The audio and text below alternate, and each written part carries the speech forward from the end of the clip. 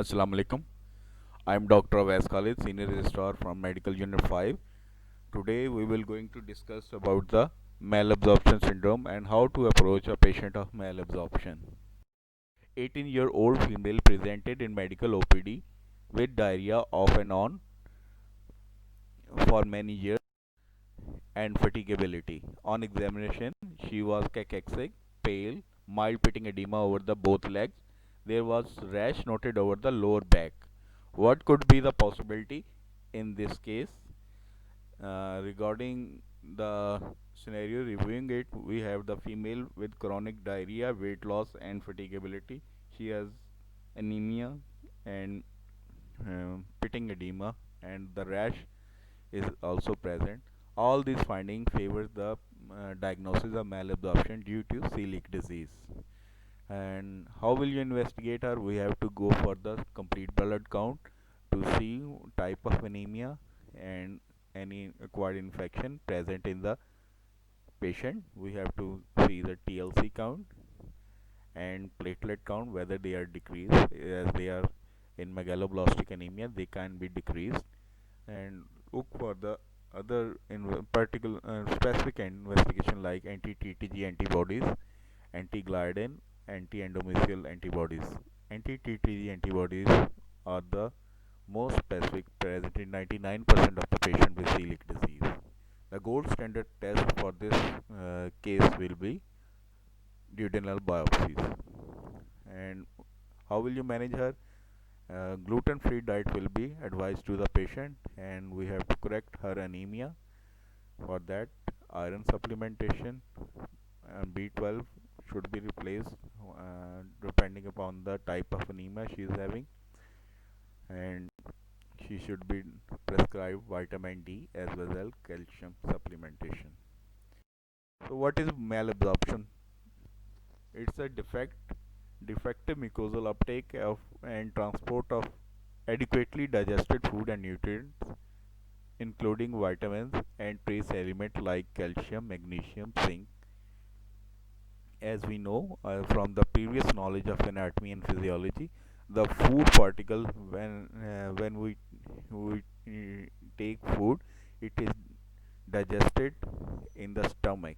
It is broken down into the smaller particles, and HCl going to act on it, and this food is then propelled into the duodenum, where we have secretion from pancreas that help in the digestion of carbohydrate and proteins, as well as fat solubilization from the bile that is coming from the liver.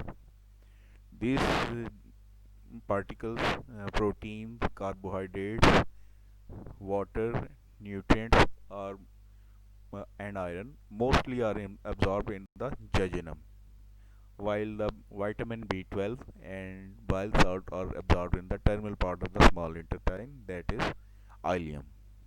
So any breakage or pathology in this whole tract, uh, in transport, in absorption, or in transport from the cells to the blood, all this going to cause malabsorption.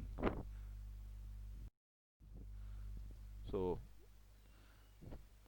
malabsorption results from the disturbance in at least one of these four phases of nutrient absorption: intraluminal digestion, terminal digestion, transepithelial transport, lymphatic transport. Any breakage in these four pathways will going to cause malabsorption. Intraluminal disorders, impaired nutrient hydrolysis, as we see in patient of pancreatic insufficiencies and Zillinger-Ellison syndrome. In pancreatic insufficiency, the impaired nutrient hydrolysis is seen, as pancreatic secretion are insufficient in cases of cystic fibrosis, chronic pancreatitis, and CA pancreas, that you will going to learn in the coming lectures. Insufficient secretion by these pancreas will going to cause malabsorption. While these pancreatic enzymes can be inactivated by the gastric hypersecretion, like in cases of Zollinger-Ellison syndrome. Defective terminal digestion, inadequate mixing of bile causing impaired hydrolysis, obstructive jaundice, and bacterial overgrowth.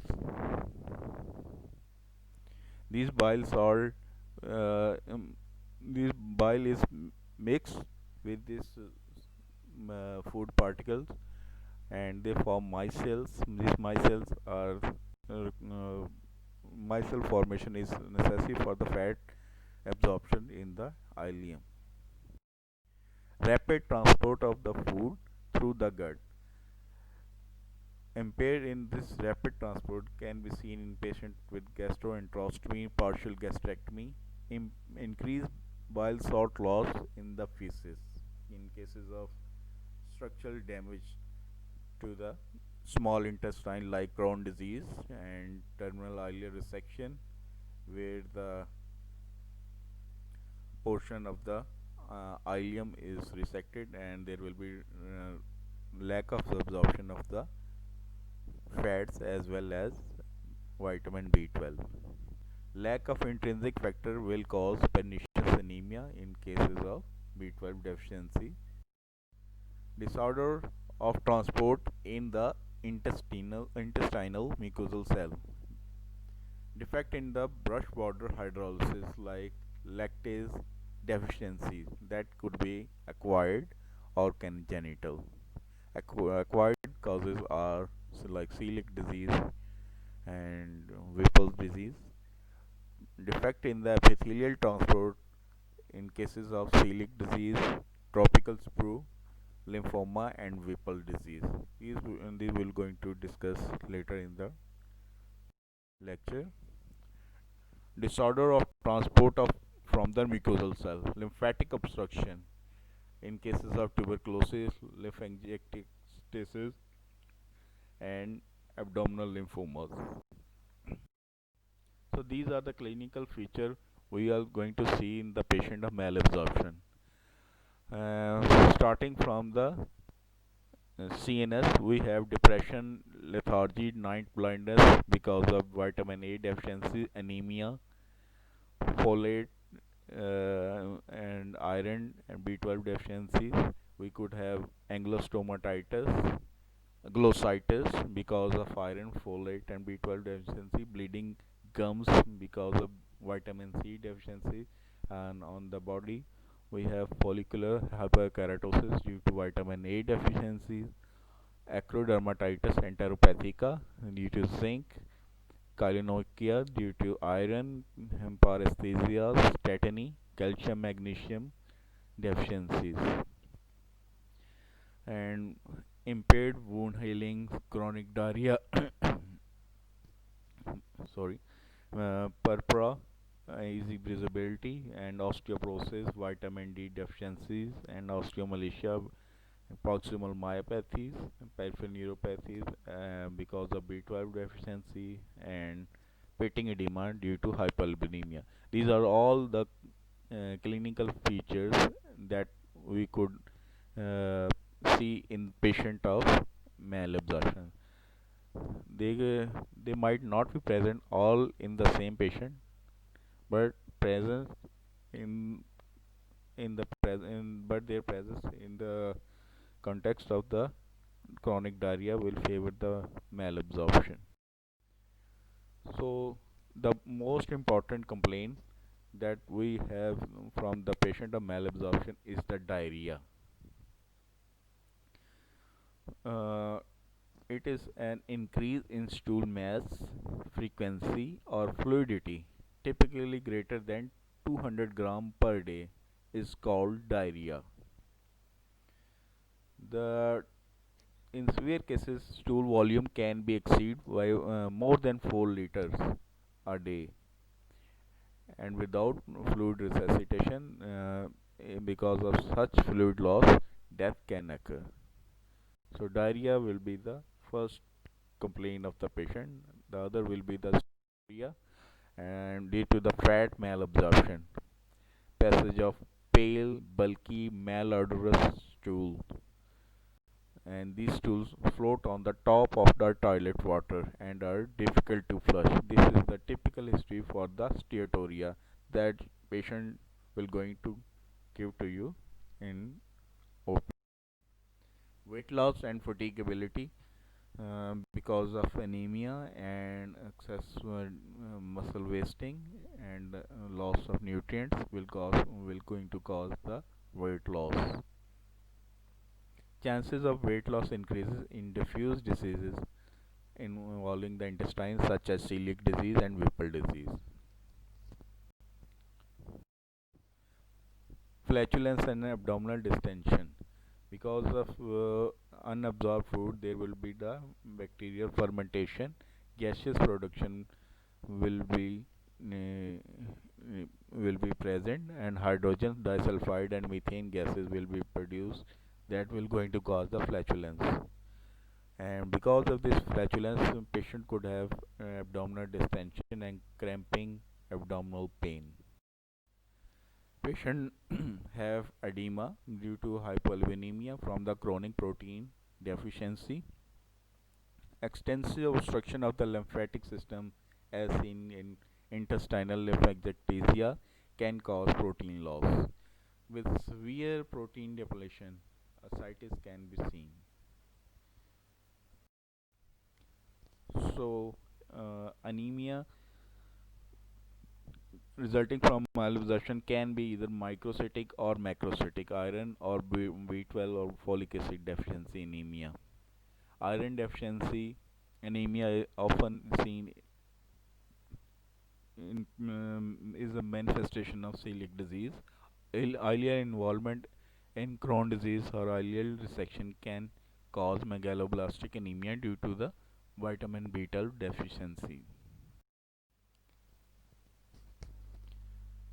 Metabolic bone diseases, like we would going to have the vitamin D deficiency in the patient, that will going to cause osteopenia and osteomalacia. Patient have body aches and bone aches, and we could have the pathological fracture. How will you investigate the patient of malnutrition? For the steatorrhea, quantitative tests are 72 or stool fat collection, that is the gold standard, and more than 6 gram per day is pathological.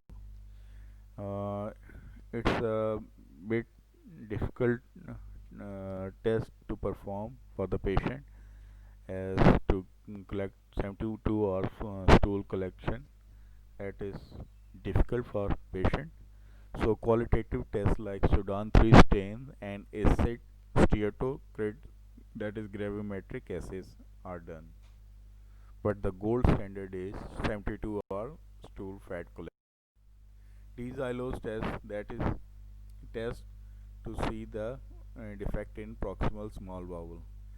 In this, the pentose monosaccharide is given, that is D-xylose. 25 gram of that is given orally over the overnight fast, and that sugar is basically involved is absorbed from the proximal small bowel, and it is excreted in the urine. The normal amount is more than 4.5 to 5 gram in the urine is normal. If it is collected less than 4.5 or 5, it means that the patient is having malabsorption of the carbohydrate.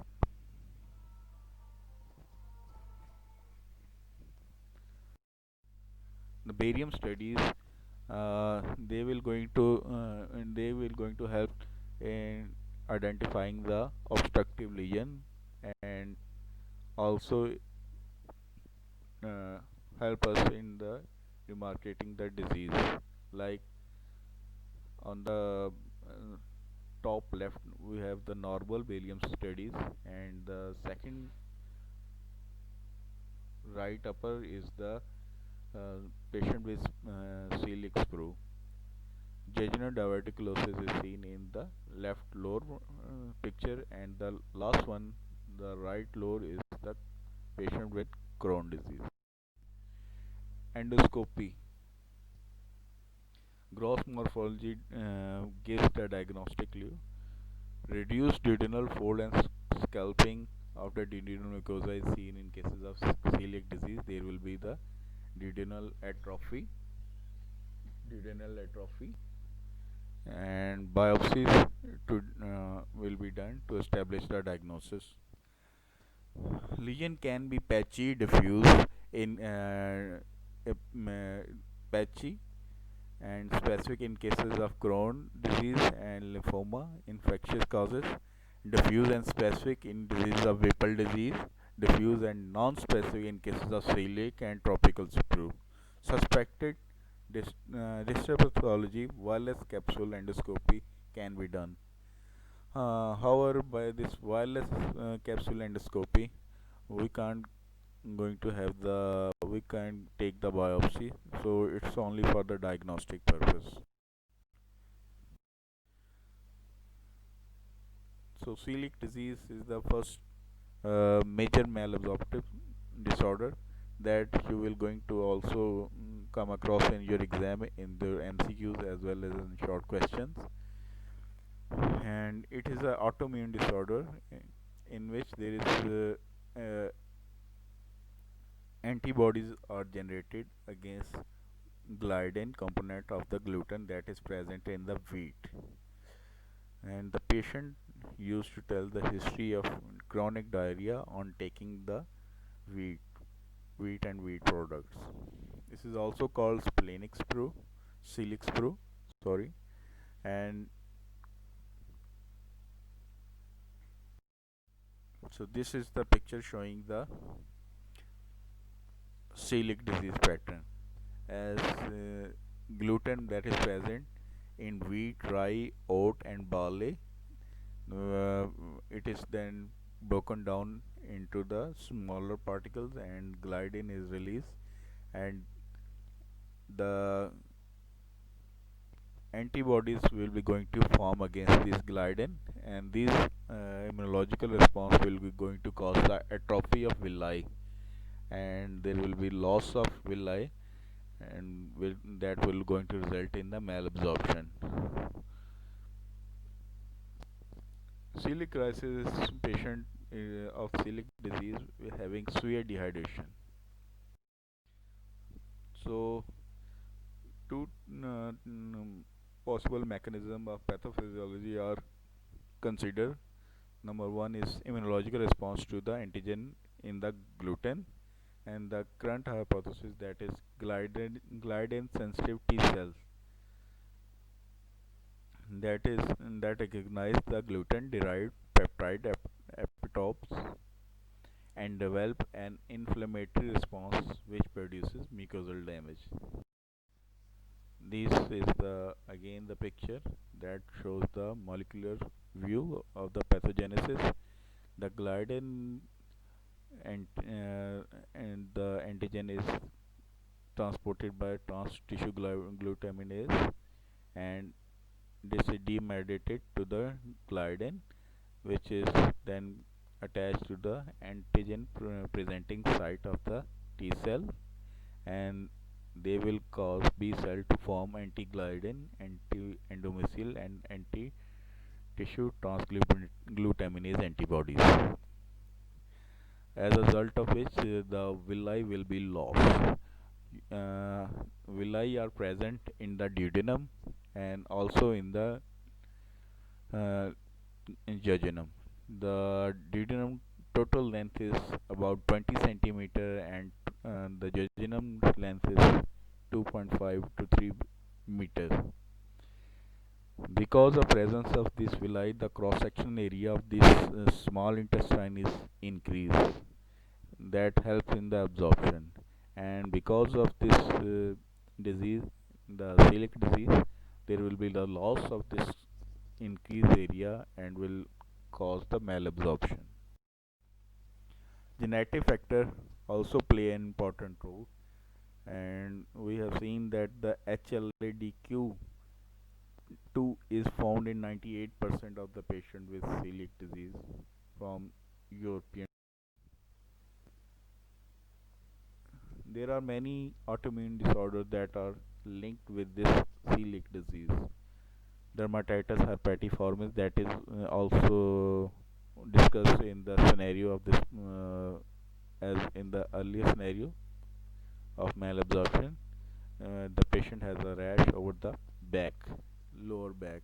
This rash is present over the buttocks, knees, and over the shin. Type 1 diabetes, Addison disease, SLE, thyroid disease, autoimmune hepatitis, Sjogren syndrome, Down syndrome, and Turner syndromes are the associated diseases that should be ruled out in patient of celiac disease. Malignancies can be seen but are very rare, and they are seen in patients that are untreated for the long time and are poor non-compliant to the dietary habituation of the wheat and wheat products. In small bowel, we could have the adenocarcinoma. In we can have esophageal and oral pharyngeal squamous cell carcinoma and non-Hodgkin lymphomas. Diagnosis of the celiac disease will be done by the serological diagnosis will be made on the basis of IgA and IgG trans tissue glutaminase antibodies. Other antibodies that are also seen are IgA and IgG anti-gliadin antibodies and IgA anti-endomysial antibodies.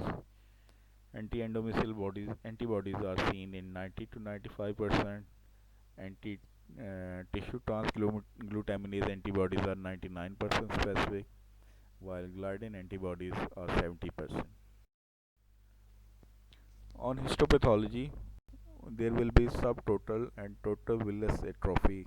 There will be the loss of the villi, and genetic testing will be seen that HLA-DQ2 mutation.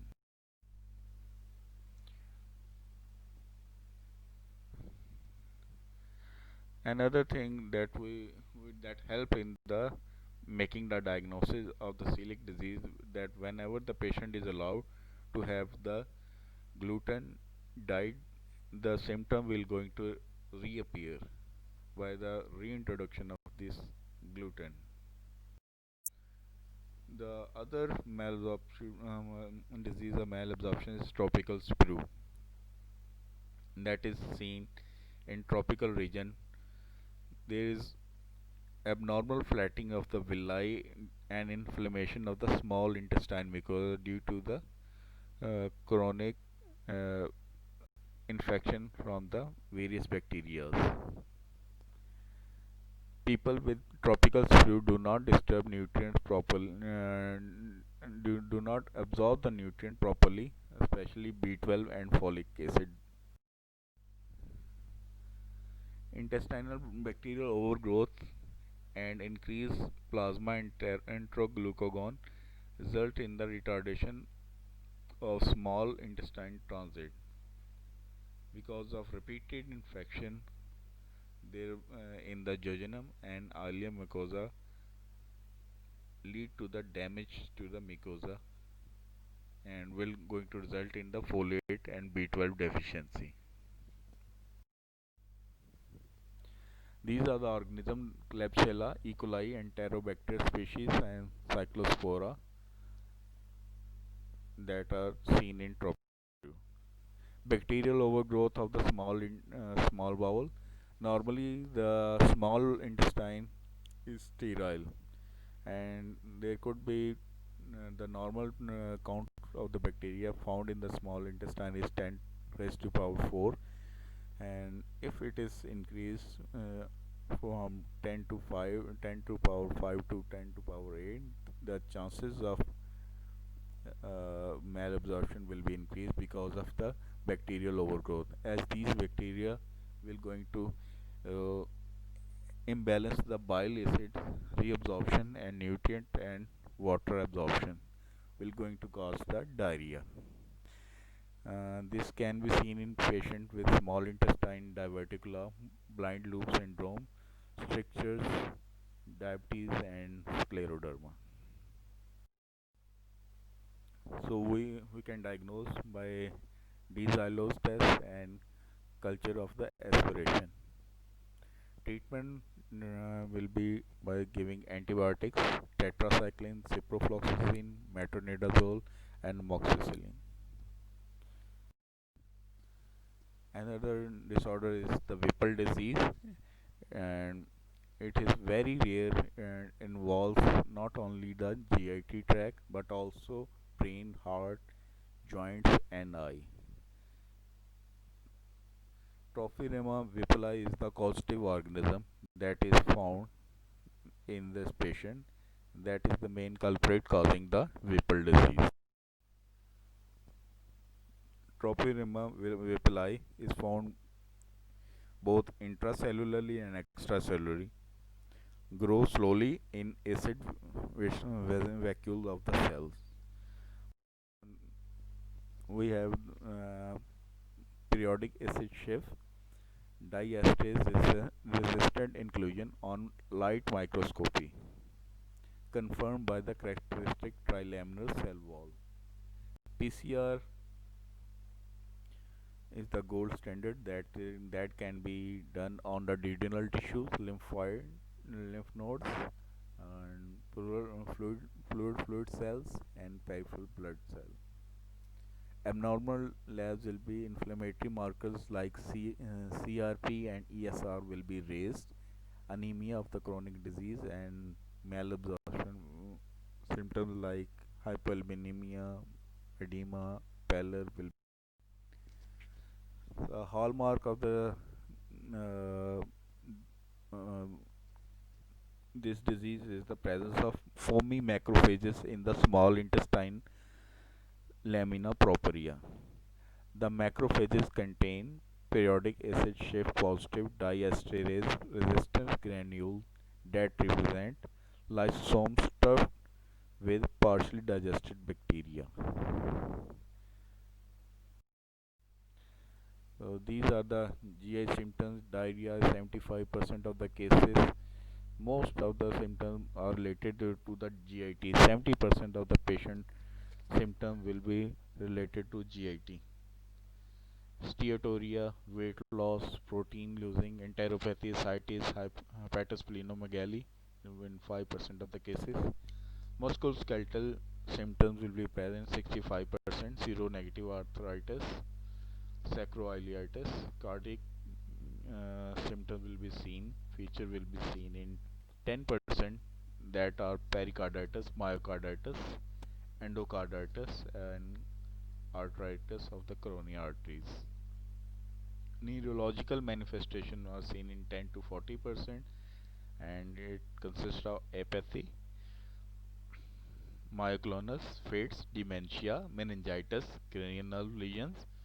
Pulmonary symptom features are seen 10 to 20% of the cases. Chronic cough, pleurisy, and infiltrates are seen. Hematological features are in 60% of the cases. Anemia, lymphadenopathy will be seen. Other feature like pigmentation and fever is seen. The other malabsorptive disorder is short bowel syndrome, resulting from the extensive surgeries of the small intestine or disease causing the disease of the small intestine like Crohn disease. In children, the causes are congenital anomalies of the intestine, necrotizing enterocolitis, and adults like Crohn disease, mesenteric ischemia, radiation enteritis, or volvulus. Volvulus is the condition in which there is gut loop uh, uh, and cause the torsion around itself as well as its mesentery, going to harm its vascular supply and will cause the ischemia. Jejunal resection with intact ileum and colon As the jejunal will be resected, there will be loss of the nutrient and water, and also the other carbohydrate, fats, and protein. Jejunal colon anastomosis will be going. The ileum will be resected, and there will be deficiencies of vitamin B, B12, vitamin D, and calcium.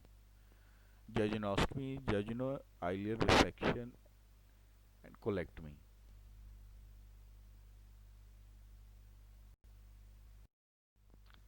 Pathophysiology. Digestion and absorption is completed in the first 100 centimeter of the jejunum. As we have discussed, the total length of the jejunum is three about 3 meters, and proximal small bowel reabsorbs about 8 liter of the fluid. When this proximal portion is dissected, the patient will going to have the diarrhea, steatorrhea, and that could lead to the shock and weight loss as well as malnutrition. Regarding management, total parenteral nutrition should be given post-operatively immediately. Hypersecretion of the gastric acids will be decreased by the PPI. Enteral feeding can be introduced 1 to 2 weeks after the surgery. Fluid replacement will be definitely done, and vitamin B12, calcium, vitamin D, magnesium, zinc, folic acid replacement should be done. Antidiarrheal agents like loperamide and codeine will be helpful. In earlier resection, after as in cases of Crohn disease, B12 bile salt malabsorption is seen. Unabsorbed bile passes into the colon, stimulating the water electrolyte secretion, resulting in the diarrhea. And increased gallstone and renal calculi that are rich in oxalate. So contrast studies of the small intestine and tests for the B12 deficiencies and bile acid absorption are useful in investigation. Parenteral B12 supplementation is necessary in cases of ileal resection, and diarrhea usually respond to antidiarrheal like codeine, lopi. Radiation enteritis and proctocolitis occur in 10 to 15% of the patient undergoing abdominal or pelvic malignancy radiation therapies. Rectum, sigmoid colon, terminal ileum are commonly involved. Acute inflammation, shortening of the villi, edema, crypt abscess formation is seen in patients that have undergone the radiation therapies. Patient could have obliterative endarteritis of the submucosal arterioles that is seen lately, not acutely, usually 2 to 12 months after the radiation. Patient usually present with nausea, upper GIT symptoms like nausea, vomiting, abdominal pain, and diarrhea. If there is rectal involvement, rectal mucus, bleeding, tenesmus are present. Sigmoidoscopy and barium follow through are the investigation to be done in these cases. Antidiarrheal local steroid enema for proctitis, and antibiotic should be given for the infected case. So that's all about the malabsorption. I hope you understood the lecture. Thank you.